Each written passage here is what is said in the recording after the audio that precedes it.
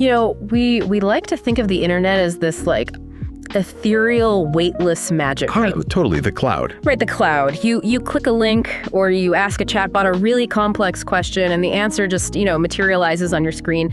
It feels weightless. Like it just lives in the air somewhere. Exactly. But today we were doing a deep dive into the Q2 2026 earnings call for Akamai Technologies, ticker symbol AKM for those following along. Yeah. And we're looking at this because it proves that the AI revolution is actually like the heaviest, most expensive, most resource-intensive physical industry on Earth. It's all steel and concrete and electricity, yeah. Right. So our mission today is to unpack these source transcripts. We're going to figure out how a 25-year-old plumbing company, like the plumbing for the early internet, is aggressively beating giants like Amazon and Microsoft to the AI punch. It really is wild. It is. They are mutating into a critical infrastructure powerhouse for this entirely new economy. So, okay, let's unpack this. Yeah, the transformation playing out in this earnings call is, I'd argue it's one of the most fascinating corporate pivots of the modern era. Oh, for sure. Because you're looking at a company leveraging a massive, decades-old historical advantage. Yeah. Real estate and fiber optic connections that were literally laid down in the 1990s. Just sitting there waiting to be repurposed. Exactly. And now they're using it to capture an entirely new market.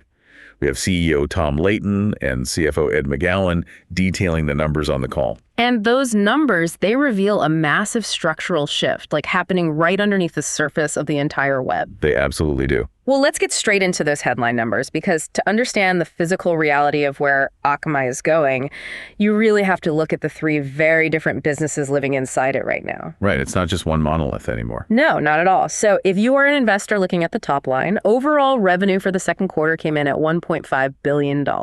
Which is a 5% year-over-year increase. Right. Solid, sure. But 5% doesn't exactly scream, AI rocket ship. No, it doesn't. Not on the surface. But when you break out the segments, the underlying turbulence is it's wild. So let's start with their legacy business, the segment they call Delivery and Other. Their bread and butter. Right. The classic content delivery network. The CDN, this is what made Akamai famous, caching videos and static web pages globally so they load fast for you. Yep. That business generated $396 million. But it's shrinking. It's down 6% year over year. And the contraction in that legacy delivery business is, it's a perfect reflection of structural market shifts, really. How so? Well, for years, the CDN market was just a pure volume game. Just pushing as many bytes as possible. Exactly. But today, you have major hyperscalers, the big cloud providers, building out their own proprietary delivery networks for their biggest clients. So they don't need Akamai as much for that specific thing. Right. And simultaneously, you have these massive advances in video compression algorithms. Oh, right. Like making the actual files smaller. Better compression means smaller file sizes. Smaller file sizes mean less data volume physically pushed through Akamai's pipes. And less data means less revenue in a volume-based business. Exactly. And management has been incredibly transparent about this. They've said this legacy segment will continue to slowly decline as a percentage of their overall mix. Okay, so that's piece number one. Then you have the second segment, which is security. Right. This is their enterprise protection division. So shielding companies from botnets, DDoS attacks, ransomware, all that stuff. That segment pulled in $604 million. Up 10% year over year. Yeah, really solid 10%. Right. So you have a shrinking legacy delivery business and a mature, highly profitable security business acting as the steady cash cow. Keeping the lights on, basically. Yeah. But the third segment, this is where the entire narrative of this earnings call hinges. They call it Cloud Infrastructure Services, or CIS. A new frontier. This is their newer compute and AI hosting division. Now, it only generated $99 million in the quarter, which is small compared to the others. But the growth rate. The growth rate is staggering, up 39% year over year. Yeah, and what we are witnessing there is a fundamental reallocation of capital and engineering resources. Like a total pivot. Exactly. To visualize this architecture, I like to think of the legacy delivery network as a global high-speed highway system, built over the last 2 decades. The old CDN pipes. Right. And security business. Yeah. That represents the heavily armed border checkpoints and way stations monitoring all the traffic on those highways. Keeping the bad guys out. I like that. But this new CIS business, Akamai, is essentially building automated high-tech manufacturing plants right at the off-ramps of every major city. Wow. And they are utilizing the highway system they already own to transport the raw materials. That's a great analogy, but I actually want to push back on the financial reality of building those manufacturing plants, right? Okay, go for it. Because looking at the bottom line, I see a glaring contradiction. We have top line revenue up 5%, and the CIS segment is exploding at 39%. Yet, their non-GAAP net income came in at $236 million, or $1.59 per share. That earnings per share metric is actually down 8% year over year. Right, the EPS drop. Yeah, and if you are an institutional investor, a declining EPS in the middle of a massive AI boom, that usually triggers a massive sell-off. Why is the bottom line contracting while the top line is growing so rapidly? Well, the margin compression you're seeing there is a direct result of the capital intensity required to play in this space. The AI infrastructure space is heavy. It's expensive to build those factories. Incredibly expensive. And CFO Ed McGowan spent a significant portion of the call addressing this exact dynamic. We can basically categorize it as the financial pain of rapid growth. Pain of growth, okay. Right, because building out the CIS segment requires massive capital expenditures. We're talking about purchasing hundreds of millions of dollars worth of cutting-edge GPUs. The NVIDIA chips. The NVIDIA chips, high-density servers, all of it. And when you procure that kind of heavy equipment, accounting rules dictate that you must depreciate those assets over their useful life. So it hits the income statement. Exactly. The 8% drop in EPS is heavily driven by this elevated depreciation schedule hitting the books. And I imagine it's not just the silicon itself, is it? Like, you can't just leave a pallet of NVIDIA GPUs sitting in a parking lot. Far from it. Once you acquire the hardware, you have to house it, you have to power it, you have to cool it. Which takes massive amounts of electricity. Massive. McGowan explicitly noted that their operating expenses were impacted by expanded co-location investments. Meaning what, exactly? Meaning Akamai is aggressively signing new leases in third-party data centers globally just to have a physical place to install all this new equipment. Okay, so real estate costs. Real estate, electricity, and on top of that, there is the human capital element. They were increasing their headcount. Right, you need people to plug it all in. Highly specialized cloud engineers, network architects, people to rack, stack, and manage this incredibly complex infrastructure. So the narrative here, for an investor, is a deliberate sacrifice of short-term profit margins. They're taking the hit now to construct the physical foundation for the next decade of internet architecture. That's exactly it. Management has made a calculated decision. Think about it. They could easily pull back on capital expenditures. They could just stop buying GPUs. Right. Halt the hiring, stop buying chips, and deliver a massive EPS beat this quarter to appease the short-term traders. And the stock would pop. It probably would. But doing so would mean forfeiting their first mover advantage in this decentralized AI compute market. They are choosing to absorb the margin hit today because the underlying demand for what they're building is, well, it's entirely unprecedented. Which brings us to the most jaw-dropping revelation of the entire call, honestly. Because they aren't just building these localized data centers on speculation, right? They aren't just crossing their fingers that customers will eventually show up. They are pouring this capital into infrastructure because the contracts are already signed. On this call, Tom Layton announced a brand new 4-year, $600 million cloud infrastructure deal with a leading, though unnamed, US-based tech company. Right. And the compute power is earmarked specifically for robotics development. $600 million for a single customer. The scale of that single transaction completely alters the financial risk profile of the capital expenditures we just discussed. Because it's guaranteed money. Exactly. And management layered another data point on top of that. This new $600 million deal brings their total multi-year CIS commitments, and we're talking contracts signed solely in the current calendar year, to over $2.8 billion. $2.8 billion in guaranteed pipeline in 1 year. And the demand is apparently so fierce that Layton mentioned almost casually that their GPU capacity is entirely sold out. Literally nothing left on the shelf. Yeah. If a new customer walked in today with $100 million, Akamai literally has zero silicon left to lease them. And my immediate reaction to hearing a tech company say they are sold out of their core product, my first thought is to question their supply chain forecasting. Like, did they simply fail to anticipate the market demand? Or is this a structural feature of how these mega deals operate? It is entirely structural. And understanding why requires us to really look at the economics of the CIS business model. Walk me through it. So during the Q&A, analysts peppered McGowan with questions about these massive multi-year contracts. They were trying to gauge the profitability and the risk. Naturally. And the gross margin profile he revealed is just astonishing. For these multi-hundred-million-dollar deployments, Akamai is generating non-GAAP cash gross margins in the mid-60s to mid-90s. Wait. Mid-90s cash gross margin. On a physical hardware deployment. Yep. That looks like the margin profile of a pure sauce company distributing like lightweight code, not a company managing heavy steel and massive power bills. How is that mechanically possible? It all stems from the nature of the take-or-pay contract structure that McGowan detailed. Take or pay. What does that mean in this context?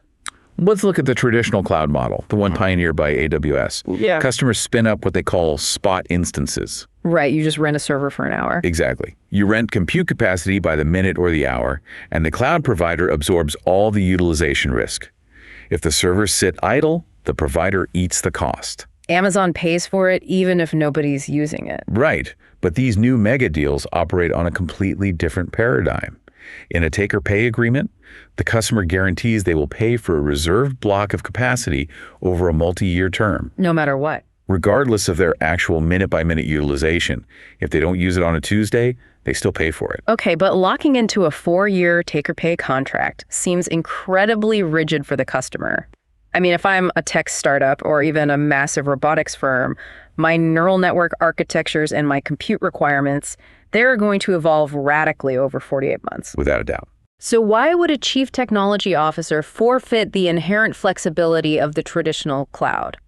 Why lock themselves into an inflexible hardware commitment? It's a great question. And Fatima from Citi actually pressed management on this exact dynamic during the call. All right. Spot pricing versus long-term commitments. And what did they say? The driving force for the customer is absolute certainty in a wildly supply-constrained market. Because there just aren't enough GPUs to go around. Right. If you are developing a global robotics platform, your entire corporate valuation depends on your ability to train and infer your models continuously. You cannot afford the existential risk of your compute power suddenly becoming unavailable. Like if a competitor just outbids you for spot instances on Azure. Exactly. Or if the sheer volume of global AI queries causes spot prices to spike so high that it ruins your unit economics. These companies are treating GPU access like critical raw materials. It's their oil. It is. They are securing their supply chains years in advance. So it's the equivalent of an airline hedging fuel prices for the next decade. They just need to know exactly what the engine of their business will cost to operate. Precisely. Which perfectly explains why Akamai is sold out. They aren't sitting on empty warehouses filled with the depreciating hardware hoping a buyer shows up. No, not at all. They are acting as a pass-through entity. They place massive purchase orders with NVIDIA only after a customer has signed a legally binding, multi-year take-or-pay contract. That's it. And McGowan confirmed this operational flow. He said they are currently executing another massive hardware order right now, specifically mapped to this new $600 million deal, plus a few other high-probability pipeline contracts. Got it. But, the financial elegance of these deals extends beyond just the utilization guarantees. There is a really fascinating layer of inflation protection engineered into these agreements. I found this part of the transcript particularly illuminating because we are talking about contracts spanning 4 years, heavy with exposure to real estate and electricity. Two things that get more expensive. Right. We all know global energy grids are under immense strain. If the cost of industrial power in a key region spikes by, say, 40% in year 3 of this robotics contract, how does Akamai prevent their own operating margins from being completely eviscerated? Well, the mechanism protecting them is the implementation of contractual escalators. Escalators. Yeah. An analyst actually asked if these were essentially cost-plus contracts designed to insulate margins. And McGowan laid out the architecture of their procurement strategy. How does it work? On the supply side, Akamai negotiates fiercely to lock in long-term fixed costs for the physical data center space. But electricity costs, as you mentioned, are inherently volatile. You can't just lock those in forever. Right. So to mitigate this, Akamai negotiates upfront. Scheduled percentage increases escalators with the facility providers. And then they just mirror those escalators in the revenue contract with the end customer. Precisely.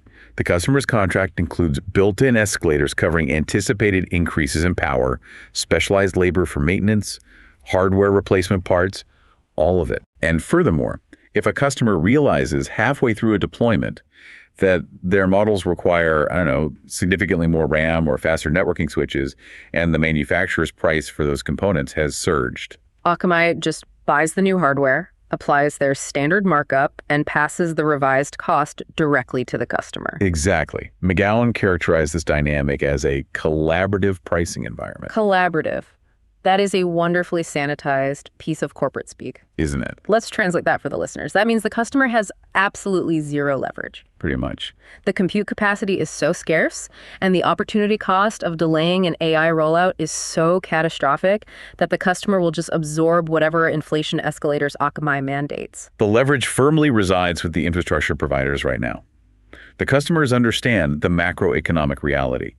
I mean, if they balk at the escalators, the GPUs will simply be allocated to the next company in the queue. There's a line out the door. So Akamai takes almost zero inflation risk. Right. And from an accounting perspective, because these are guaranteed multi-year commitments, Akamai straight lines the costs and the revenues over the life of the contract. What does that mean for the margins over time? It means that once a deployment goes live, the non-GAAP operating margins, which factor in that heavy depreciation we discussed earlier, they stabilize very quickly. They settle into the low 20s to low 30s within a single quarter. Okay, so the financial architecture is incredibly robust. They have billions in guaranteed revenue, ironclad take-or-pay terms, and margin insulation. Yep. But this entire scenario begs a massive fundamental question about the competitive landscape. If a leading U.S. tech company needs $600 million of AI infrastructure, Yep. Why on earth are they signing with Akamai? Right, the big question. I mean, Amazon Web Services, Microsoft Azure, Google Cloud, they have infinitely deeper pockets, massive existing enterprise relationships, and they can procure NVIDIA chips at an unprecedented scale. How is a legacy CDN company winning these mega deals against the actual titans of the industry? The answer lies in the physics of network topology and a critical distinction between the two distinct phases of artificial intelligence, Which are? training versus inference. The hyperscalers, AWS, Azure, GCP, they are optimized for the training phase. Let's break down that distinction for a second, because it really is the entire thesis of Akamai's pivot. So training is the brute force phase, right? Yes.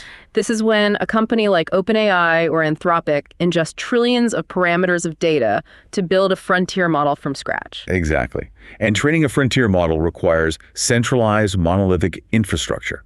You need tens of thousands of GPUs clustered together in massive gigawatt data centers. Usually located out in the middle of nowhere. Right, in remote areas with cheap electricity and massive water supplies just for cooling. And the networking required to synchronize all those chips so they process the training data is incredibly specialized. On the earnings call, Tom Layton was unequivocal about this. What did he say? He said Akamai has zero intention of competing in the training market. They are ceding that territory entirely to the hyperscalers. Because it's a capital arms race they can't possibly win. Exactly. But the second phase of AI is inference.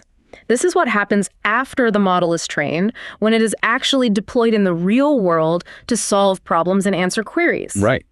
I like to use an analogy here. Training an AI is like writing the definitive, multi-volume encyclopedia of all human knowledge.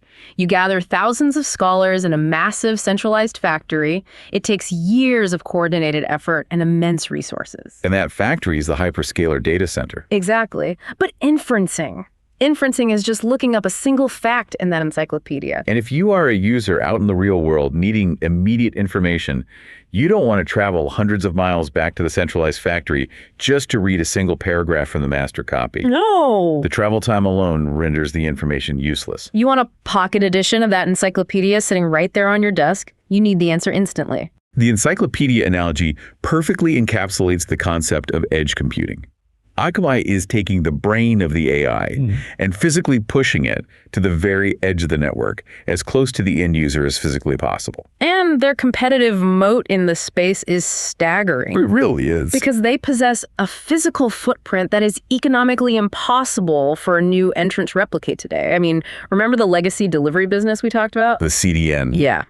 To make static web pages load faster over the last 25 years, Akamai aggressively built out an infrastructure network that currently spans 700 cities across 130 countries. They possess physical server racks in almost every major population center, internet exchange point, and telecom central office on the planet.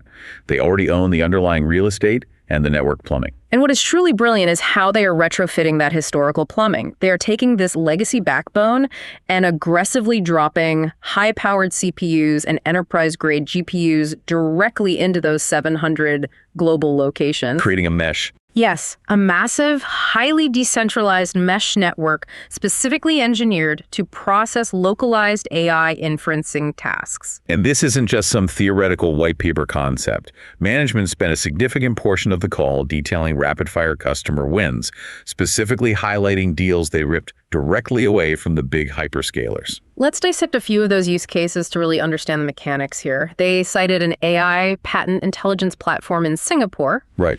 This company migrated their inferencing workloads to Akamai and immediately saw a 30% boost in performance while simultaneously slashing their costs by 20%.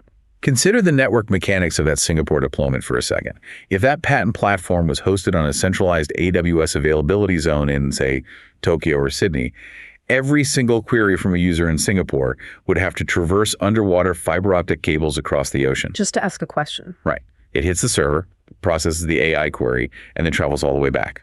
But by moving to Akamai, the inferencing happens on a server physically located within Singapore's own metropolitan network. Oh, wow. Yeah, the 30% performance boost is purely the elimination of geographical latency. They also highlighted an AI-powered decision intelligence platform based in Poland. This one runs complex game theory simulations globally. Game theory requires so much fast back and forth. Exactly. It requires massive amounts of multi-agent interactions happening simultaneously. If the nodes running those agents are separated by thousands of miles, the latency between the nodes literally destroys the integrity of the simulation. Pushing that compute to the edge ensures that agents can interact in near real time. And they noted an enterprise data storage provider in the US utilizing Akamai for high throughput observability. Plus, there was an Indian generative AI image creation company that represented a $12 million contract win. Another one taken directly from a traditional cloud provider. Yep.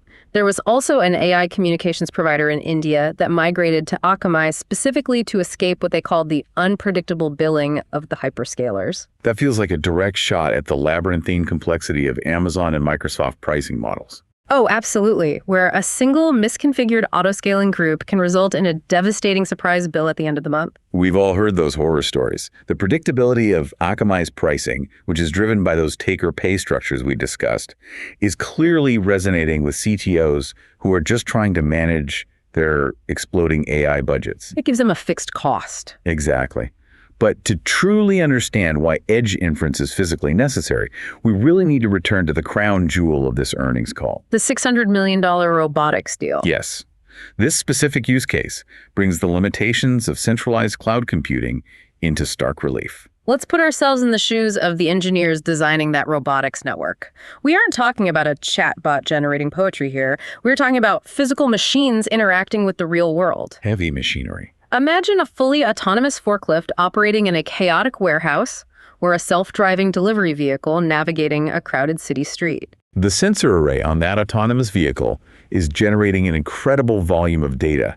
It's pulling in high-definition video feeds from multiple cameras, LiDAR data, telemetry metrics, all in real time. Is a massive pipe of data. And the vehicle needs to ingest that massive data payload, run it through complex AI inferencing models to understand its environment, like identifying a pedestrian stepping off the curb or a pallet shifting on a high shelf, and then issue a physical instruction back to its own hardware. Brake, swerve, accelerate. Right. And the margin for error is essentially zero. That entire process, ingestion, inferencing, and actuation needs to happen in single-digit milliseconds. Because if it takes longer, the forklift hits someone. Exactly.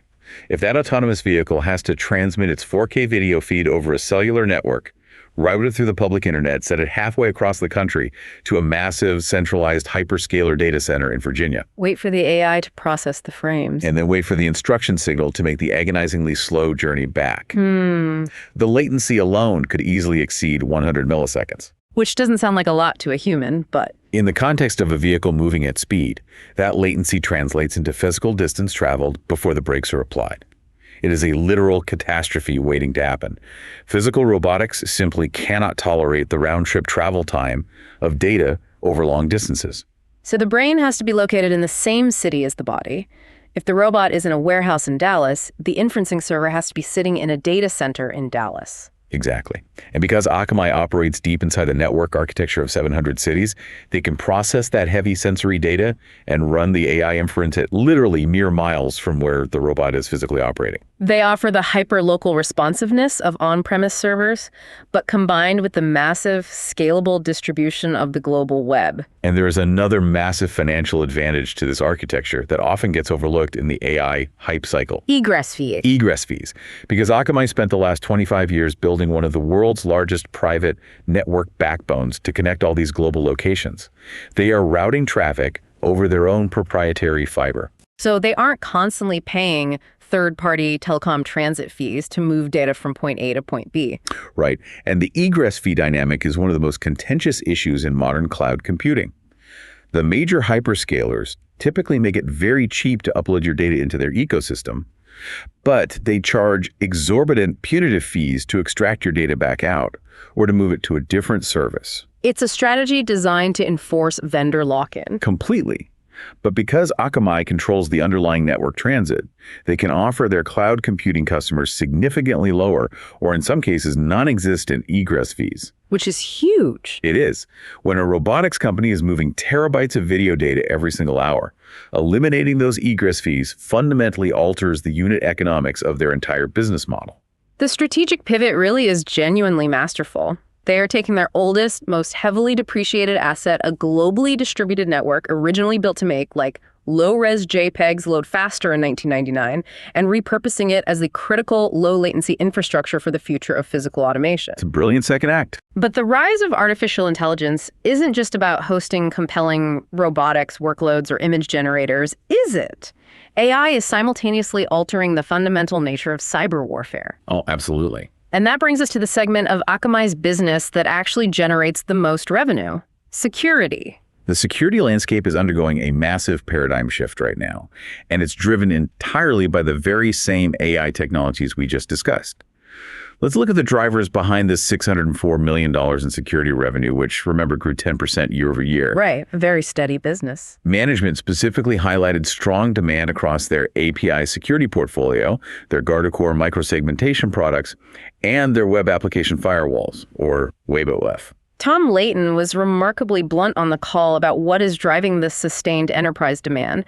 He stated unequivocally that AI has become a massive structural tailwind for their security solutions. And the reason is chilling. Yeah, the attackers are aggressively leveraging AI to scale their operations. We are witnessing an unprecedented acceleration in the cyber arms race. I mean, historically, launching a sophisticated cyber attack required deep technical expertise, time-consuming manual coding, and significant resources just to map a target's network. It was artisan work almost. Right, highly specialized. But today, bad actors are using generative AI to automate the entire attack lifecycle. Layton explicitly noted that attackers are using AI tools to assemble and manage bot armies that are routinely 10 times larger than anything they observed just a year ago. A 10x increase in sheer volume? That's insane. But it's not just the scale of the brute force attacks, it's the velocity of the exploits. Layton brought up the threat posed by the release of new, highly capable frontier models. He casually referred to hypothetical systems like Mythos or GPT 5.5. Yeah, and when a new, highly advanced language model is released to the public or leaked to the dark web, security researchers use it to find vulnerabilities. But attackers instantly deploy those same models to analyze massive code bases, searching for zero-day vulnerabilities. Those are the critical flaws in enterprise software that neither the vendor nor the public currently knows about. Exactly. AI allows them to discover these flaws and automatically generate weaponized exploits in a matter of hours rather than months. So if you are the chief information security officer for, say, a global automotive manufacturer, and Akamai specifically highlighted massive WAF upgrades from a top automaker during the call, this velocity is terrifying. It's a nightmare. You can't rely on the traditional model of waiting weeks for a software vendor to release a patch, testing the patch, and then deploying it across your network. By the time you do all that, the AI-driven attack has already compromised your systems. You need a shield positioned completely outside your network perimeter to absorb the impact immediately. And that is the core value proposition of Akamai's web application firewall. Because Akamai sits between the public internet and their customer servers, handling a massive percentage of global web traffic, they have unparalleled visibility into emerging attack vectors. Right, they see everything. When their threat researchers identify an AI-generated zero-day attack targeting one customer, they can update the firewall rules across their entire edge network instantly. They effectively shield all their customers before the broader market is even aware the vulnerability exists. Management cited a $14 million expansion deal with a major bank, driven entirely by the need for this kind of proactive, edge-based perimeter defense. But, the threat matrix is no longer strictly external. The most fascinating segment of the security discussion centered on a vulnerability coming from inside the house. Oh, this was wild. Akamai announced the acquisition of an Israeli security startup called LayerX for $205 million, and they are immediately rebranding the technology as Akamai Workforce Protector. And the entire premise of this acquisition is designed to combat a phenomenon known as shadow AI. Let's talk about shadow AI, because it is arguably the most complex governance challenge facing corporate IT departments today. It really is. For decades, security teams focused almost exclusively on preventing malicious actors from breaking in and exfiltrating data. But LayerX addresses the reality that well-meaning employees are now willfully, albeit accidentally, handing over the corporate crown jewels. Let's trace the mechanics of how this actually happens. You have knowledge workers, financial analysts, HR directors, senior software engineers who are under immense pressure to increase their productivity. They all want to work faster. Right. So they discover that external AI tools like ChatGPT, Claude, or GitHub Copilot can help them do their jobs exponentially faster. So a financial analyst takes an unreleased, highly confidential quarterly earnings spreadsheet and pastes it directly into a public AI prompt, asking the model to summarize the trends. Or a senior engineer takes hundreds of lines of proprietary copyrighted source code and drops it into an external chat window to debug an error. Exactly. And the moment that employee hits submit, that highly sensitive regulated data leaves the corporate perimeter. It is ingested into a public model completely outside the company's control. And depending on the terms of service of that specific AI tool, that proprietary data could be used to train future iterations of the model, effectively leaking the company's most valuable intellectual property to the entire world, including their direct competitors. Which is terrifying for a CEO, and traditional security tools are largely blind to this specific type of exfiltration, aren't they? Yeah, standard data loss prevention, or DLP, tools usually sit at the network layer. But because the traffic between the employee's computer and the AI tool is encrypted via HTTPS, the network-level firewall just sees secure traffic flowing to a known benign IP address like OpenAI. It can't read what's inside. Right. It cannot see the proprietary source code hidden inside those encrypted packets. This is why the architectural approach of LayerX is so critical. Instead of trying to inspect encrypted traffic on the network, LayerX deploys natively at the browser level. Which is genius. It essentially intercepts the data at the exact moment the employee interacts with the web page, before the encryption ever takes place. It hooks directly into the browser's document object model, or DOM. And this gives the security team granular, real-time visibility into exactly how users are interacting with specific web elements, file upload dialog boxes, and raw text input fields. And it does this dynamically. The IT department can establish sophisticated business rules. So if an employee tries to paste a block of text into ChatGPT, LayerX analyzes the text locally in the browser in milliseconds. And if it detects a string of benign text, like a marketing email, it lets it pass. But if it detects the specific syntax of proprietary C++ code or social security numbers, it instantly blocks the paste action and triggers a warning to the employee. It allows the workforce to utilize the massive productivity gains of AI tools while mathematically guaranteeing that sensitive data never leaves the endpoint. It is a massive expansion of Akamai's security perimeter. They are moving from protecting the edge of the corporate network to protecting the edge of the employee's actual web browser. But this acquisition hints at an even larger, more profound shift in the architecture of the web, a topic that generated intense discussion during the Q&A. The rise of agentic AI. Exactly. Are we rapidly approaching a reality where the internet is no longer primarily a network of humans clicking links, but rather a digital battlefield of autonomous AI agents endlessly interacting with each other? That is precisely the trajectory we are on, and it fundamentally alters the definition of web traffic. Historically, network traffic followed predictable, human-driven patterns. A person opens a browser, navigates to a store, clicks a product, and adds it to a cart. It's slow and linear. Right. But agentic AI replaces the human with an autonomous software program. You instruct your personal AI agent to find the best price for a specific television and purchase it. That agent will instantly spawn dozens of sub-agents that rapidly crawl across hundreds of e-commerce sites simultaneously, scraping data, navigating checkout flows, and interacting with the retailer's own AI customer service bots. Which creates an absolute nightmare for Akamai's core bot management software. It really does. For a decade, bot management was relatively binary. Humans are good, automated bots are bad, block the bots. But in an agentic AI world, that logic completely breaks down. Akamai is now tasked with distinguishing between a beneficial AI agent and a malicious AI agent, and the distinction is entirely subjective based on the customer's business model. Give me an example. Well, if a major media brand wants to ensure its articles are heavily featured in the results of a new, popular AI search engine, they actively want that specific AI agent to scrape their entire site continuously.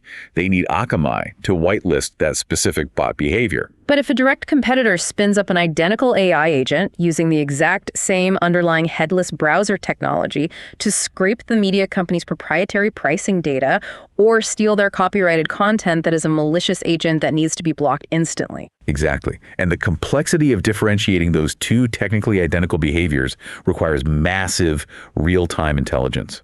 Akamai has to analyze behavioral biometrics, TLS fingerprinting, and complex network heuristics all at the edge of the network. They have to decide on the intent of the autonomous agent in milliseconds and execute the specific business logic defined by the customer. We are transitioning into an era of machine-to-machine warfare managed entirely at the edge. We really are. And navigating that kind of sophisticated machine warfare requires an enterprise to have absolute unshakable trust in their security vendor, which segues perfectly into what was undoubtedly the most dramatic, highly unusual moment of this entire earnings call. Oh man, the flex. It was a massive flex regarding a major competitor. The CrowdStrike announcement. Earnings calls are typically heavily scrubbed, highly diplomatic affairs. Executives rarely call out competitors or clients in such a pointed manner. But Tom Layton took the microphone and explicitly announced that CrowdStrike, a company that is arguably one of the most prominent premier cybersecurity firms on the planet, has officially migrated its own web security and content delivery architecture over to Akamai. It is the ultimate form of market validation. CrowdStrike is in the business of absolute security and reliability. For them to publicly hand over the keys to their own perimeter defense sends a reverberating signal throughout the entire enterprise market. It is the equivalent of the Secret Service hiring an outside contractor to guard their own headquarters. That's a perfect way to put it. But the drama wasn't just the announcement itself. It was the specific language Layton chose to use on the public record. He explicitly stated that CrowdStrike made the switch because they were, and I quote, dissatisfied with the inconsistent service they received from one of our SMB-focused competitors. The phrase SMB-focused, meaning small and medium business, is a well-known, highly targeted piece of industry shade. It's aimed directly at companies like Cloudflare, isn't it? Oh, undoubtedly. Cloudflare has built a massive business by offering easy-to-use, low-cost services to millions of small websites and developers, while Akamai has historically focused almost exclusively on massive Fortune 500 global enterprises. Exactly. While management didn't explicitly name Cloudflare, the implication was unmistakable. Layton was drawing a stark contrast for the analyst community. He was reinforcing the narrative that while newer competitors might be perfectly fine for hosting a local bakery's website or a small startup's blog, when a true enterprise titan requires uncompromising 5-nines reliability and bespoke engineering support, they ultimately migrate back to the legacy heavyweight. When the security experts need security, they call Akamai. Yep. Okay, let's pull all these threads together. We have mapped out a shrinking legacy delivery business, a highly validated and evolving security segment fighting shadow AI, and a booming cloud infrastructure segment backed by $2.8 billion in take-or-pay contracts. A lot of moving parts. So, if an investor is trying to model the future of this company, what is management's guidance for the coming quarters? How does this massive physical build-out translate to the bottom line? The forward-looking guidance is where the timeline of this transformation really becomes clear, and it requires investors to look beyond the immediate next quarter. The overarching narrative is one of significant acceleration. Okay. Management is guiding that overall company revenue growth will accelerate from the current 5% into the low teens by 2027. And the engine of that acceleration is clearly the CIS business. CFO Ed McGowan provided very specific guidance, stating that CIS revenue will meaningfully accelerate in the fourth quarter of 2026. He literally used the phrase hockey stick to describe the anticipated revenue ramp. He did. But he also issued a distinct warning that Q3 results might look a bit suppressed. Why the disconnect between Q3 and Q4? The disconnect is entirely driven by the physical logistical realities of dealing with heavy hardware. In the software world, revenue recognition is virtually instantaneous once a contract is signed. You just turn it on. Right. But in the infrastructure business, you cannot recognize revenue until the physical servers are actually installed, powered on, and handed over to the customer. They call it being racked and stacked. Precisely. And McGowan noted that some major GPU shipments they were expecting to receive from NVIDIA in the second quarter experienced slight supply chain delays. They arrived a few weeks late and slipped into July. So it misses the quarter. Exactly. When you are dealing with hundreds of millions of dollars in hardware, a 2-week delay at a shipping port translates into a massive delay in revenue recognition on the income statement.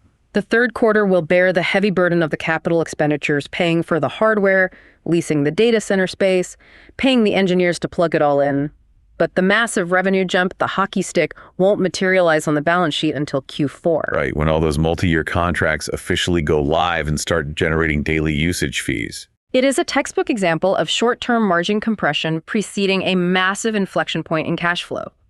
But to fund this aggressive racking and stacking, management announced a major capital allocation decision that typically sends Wall Street into a panic. The buyback pause. Yes, they are temporarily pausing their share repurchase program. This is a critical point to analyze for Talk Tickers listeners. Akamai currently has $565 million remaining on an authorized share buyback program, but they are completely halting those repurchases in order to fund up to $500 million in immediate capital expenditures for new GPUs. Which is a huge shift in strategy. It is. And historically, when a mature tech company abruptly stops buying back its own stock, the market assumes the worst. It signals that management believes their stock is fundamentally overvalued, or worse, that the core business is deteriorating and they are desperately hoarding cash to survive. Is this pause a massive red flag for investors? If we isolate the pause in a vacuum, it might look concerning. But when contextualized within the broader macroeconomic environment we just discussed, it is actually the most bullish signal management could possibly send. Walk me through the corporate finance logic there. Why should an investor cheer the end of a buyback? Well, we have to examine why companies execute share buybacks in the first place. Typically, a mature, slow-growth company generates massive amounts of free cash flow, but they lack compelling internal projects that offer a high return on investment. They don't know what else to do with the money. Exactly. Instead of letting the cash sit idle, they use it to buy back their own stock. It's a form of financial engineering. By reducing the overall number of outstanding shares, they artificially boost the earnings per share, keeping investors happy even if the underlying business isn't actually growing. It's the equivalent of our legacy highway system operators just paying out steady dividends from the toll booths because they have no intention of building any new roads. Exactly. But Akamai is pausing that financial engineering because they have discovered a vastly superior use for their capital.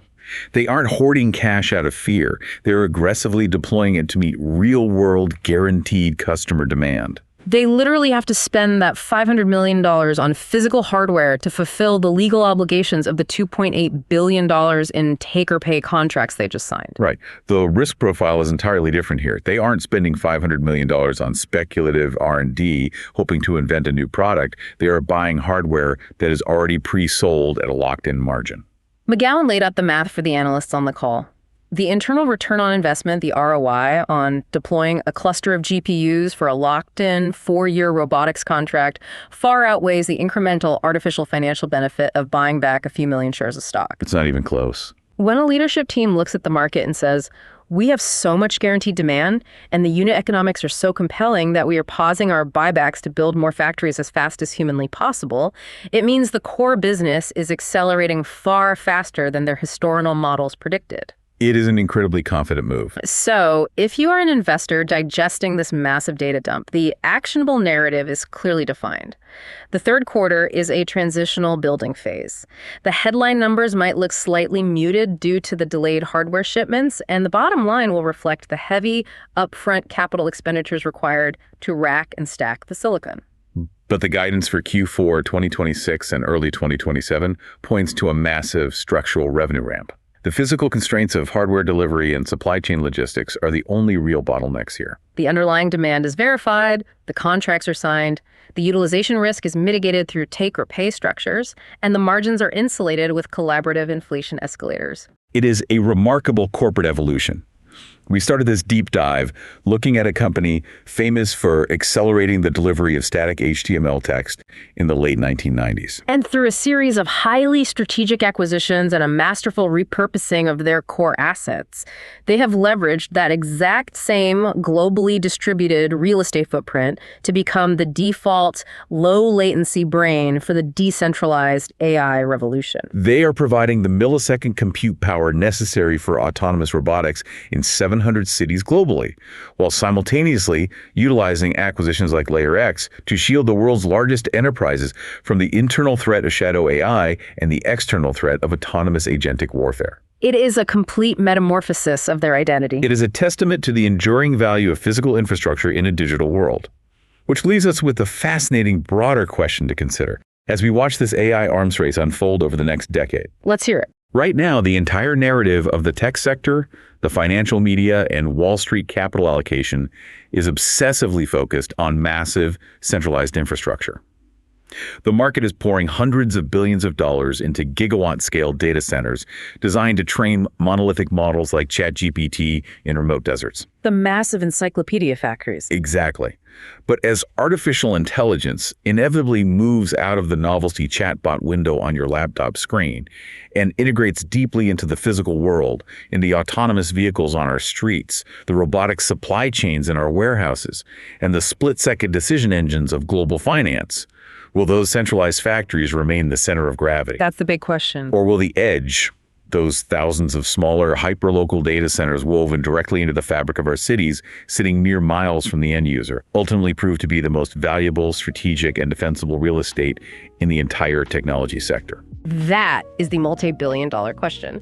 The centralized factory is required to write the book, but the edge is where the book actually gets applied to reality. And based on these numbers, Akamai is fiercely defending its position at the edge.